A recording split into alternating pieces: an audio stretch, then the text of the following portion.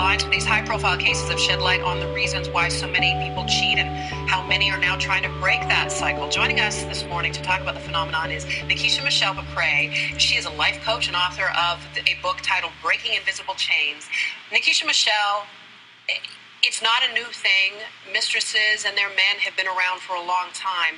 But why does it seem now that there are so many of these mistresses that are trying to put it out there? Is it just to get paid? Is that what this is about?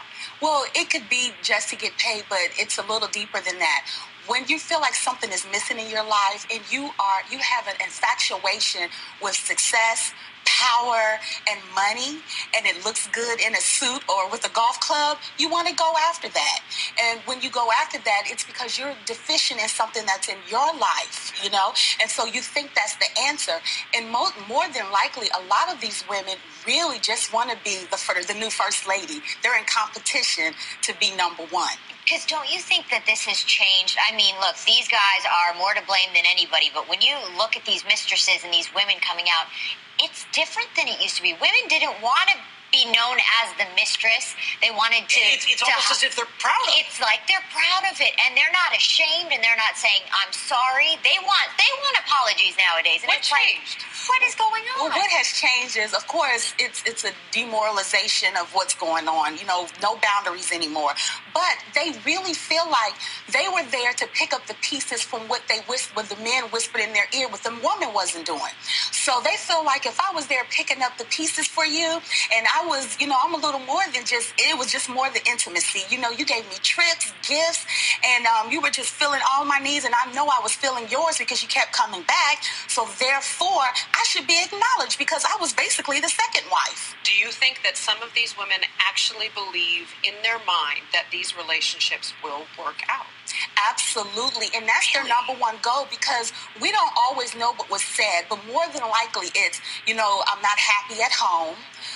But isn't that a red flag for them, or is it answering, as you said, it's filling a void in there already? It's filling a void, and it's also that fantasy of the knight in shining armor coming to rescue me out of my pity, sometimes being broke, out of my pain. Absolutely. But you know what's interesting is, as you hear some of these women talk, and I'm thinking of a couple that were involved with Tiger Woods, lack of a better phrase, they're players too. Tiger's just another notch. This was not the first. This is another notch for them. Well, they got to keep the options open, right? They keep the options open, and it actually is a whole culture of women who are engaging in these kind of affairs.